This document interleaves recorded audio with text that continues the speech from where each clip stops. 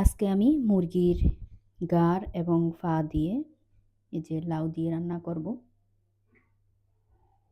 তো লাউ কেটে আমি ধুয়ে রেখে দিয়েছি পানি ঝরানোর জন্য। এখান দিয়ে আমি মুরগির হাত পাও কেটে ধুয়ে পরিষ্কার করে নিয়েছি। রান্না করার জন্য চুলায় একটা পাতিল বসিয়ে দিলাম। রান্নার জন্য এখন পরিমাণ মতো তেল দিয়ে দিব। দিয়ে দিব পেঁয়াজ কুচি। পেঁয়াজ আমি হালকা লাল লাল করে ভেজে নিব। এখন দিয়ে দিব পেঁয়াজ, রসুন, আদা বাটা একসাথে বেটে নিয়েছি, বেশি পরিমাণে দিয়ে দিব।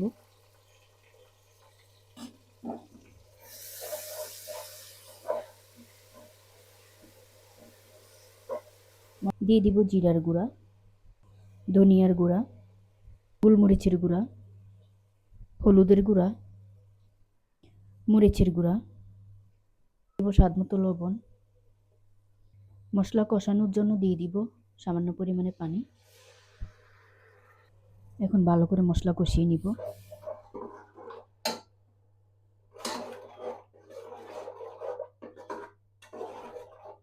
দিয়ে দিব ফালি করা কাঁচামরিচ,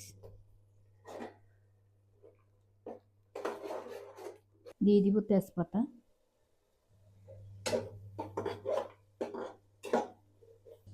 দিয়ে দিব টমেটো,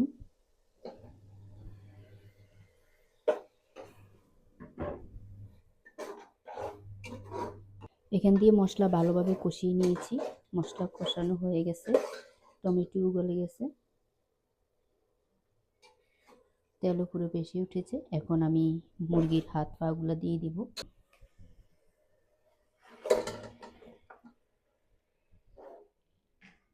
এখন মশলার সাথে ভালোভাবে কষিয়ে নিব।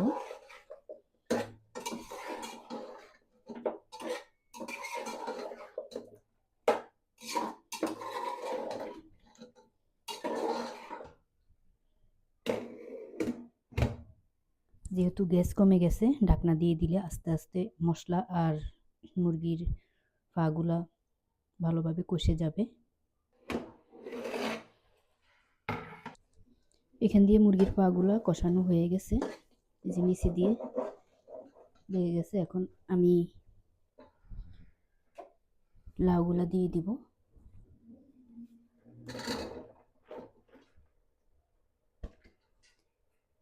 এখানে কোনো রকম ঝোল এখন দিব না, কারণ লাউ থেকে অনেক পানি উঠবে।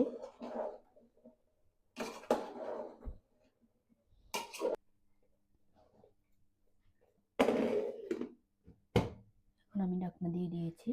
এখান দিয়ে রান্নাটা প্রায় হয়ে গিয়েছে। এখন আমি ঢাকনা উঠিয়ে নিব।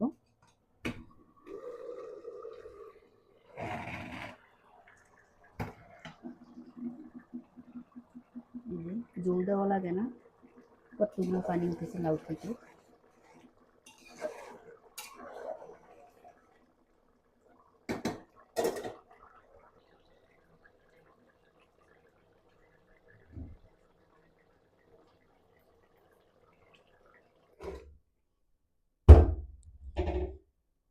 এখান দিয়ে লাউ রান্নাটা হয়ে গেছে। এখন আমি ভাত নিয়ে নিয়েছি, এখন ভাত খেয়ে নিব। এই যে ভাত নিয়ে নিয়েছি।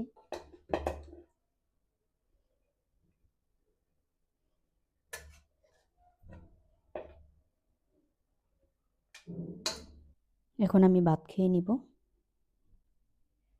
এই যে লাউ একদম নরম হয়ে গেছে।